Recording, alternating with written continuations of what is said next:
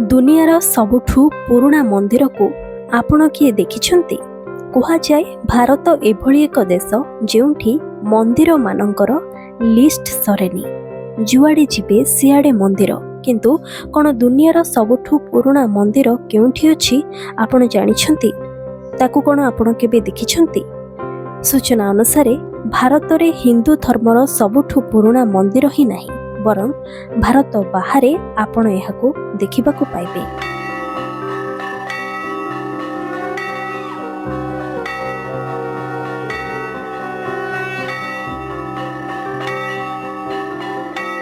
कुहाजाए एही मंदिर 1100 वर्ष पुराणा, माने 1100 वर्ष आगरू एही मंदिरटी को निर्माण करा जायथला। तेबे यह केउठी अछि यह जानिबा आगरू आम चैनल को प्रथमे सब्सक्राइब करि नियंतु। आउ हां, फुल वीडियो देखि निज मतामत निहाती जणाइबे। काम्बोडिया एहिठारे अछि दुनियार सबुठु पुराणा हिंदू मंदिर। हिंदू धर्म और संस्कृति केते परिव्याप्त ताहा आपण एही बड़ तथा पुराणा मंदिर देखि जानि पारुथिबे। ए मंदिरटी स्वयं विष्णु भगवान को समर्पित करा जायछि।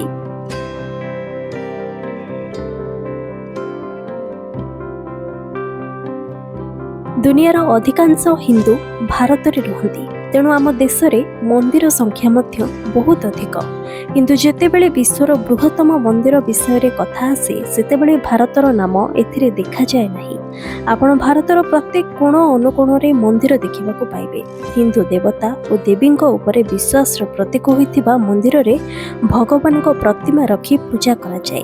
भली परिस्थिति रे प्रश्न उठुछि जे दुनियार सबुठु बड़ हिंदू मंदिर भारत बाहरे किपरि रहिला। विश्वर बृहत्तम मंदिर काम्बोडिया रे रहिछि। एहिठारे थिबा अंकोर वाट मंदिर दुनियार सबुठु बड़ मंदिर भाबरे जणाशुना। प्राचीन काल रे एही मंदिरर नाम जसोधरपुर थिला। एही मंदिर प्राय 162.6 हेक्टर जमी उपरे रहिछि, जहाँ भगवान विष्णुଙ୍କ ପାଇଁ उत्सर्गीकृत करा जायछि। एही मंदिर मेरु पर्वतर प्रतीक भावरे विवेचना करा जाए, जहाँ मिकांग नदी कूल सिमरीप सहर रे निर्मित। एही मंदिर 1112 तथा 53 मसीहार शासन काल रे सम्राट सूर्य वर्मन द्वारा निर्मित होइथिला। अति सुंदर देखा जाउथिबा एही मंदिरर कांथरे हिंदू शास्त्र गुड़िकु चित्रित करा जायछि। एहा व्यतीत देवता एवं असुर मानक मध्यरे समुद्र मंथन मध्य एही मंदिर रे चित्रित होइछि। एही विराट मंदिरर कांथरे आपण रामायणर कहानी मध्य देखिबाकू पाइबे। एथरो जणा पडुछि जे भारतीय कलाकार माने विदेश जिबा परे मध्य भारतीय कला को जीवंत रखिथिले। मंदिर रे करा जायथिबा चित्रकला को देखिले यह भारतीय गुप्त कला द्वारा प्रभावित होइथिबा जणा पड़े। तेबे एही मंदिरर सौंदर्य देखि काहार भी आखि लाखि जिवो। काम्बोडिया रे थिबा एही हिंदू मंदिर विषय रे सुनी आपण जानि पारुथिबे जे हिंदू धर्म केवल भारत रे सीमित नहे, एहा भारत बाहरे मध्य बेस परिव्याप्त। एहार प्राचीन संस्कृतिर झलक समग्र विश्व रे दृश्यमान हेउछि।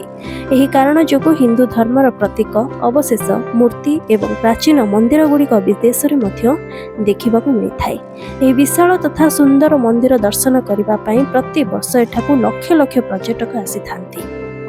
तेबे आपनकू एही मंदिरटी केमिति लागिला हमकू कहतु। वीडियोटी जति भल लागिछि तेबे एहाकू लाइक करंतु, कमेंट रे निज मतामत जणांतु। देश दुनिया सह जड़ित एभली अनेक रोचक खबर विषय रे जानिबाकू चाहुथिले आम चैनल को आज ही सब्सक्राइब करंतु।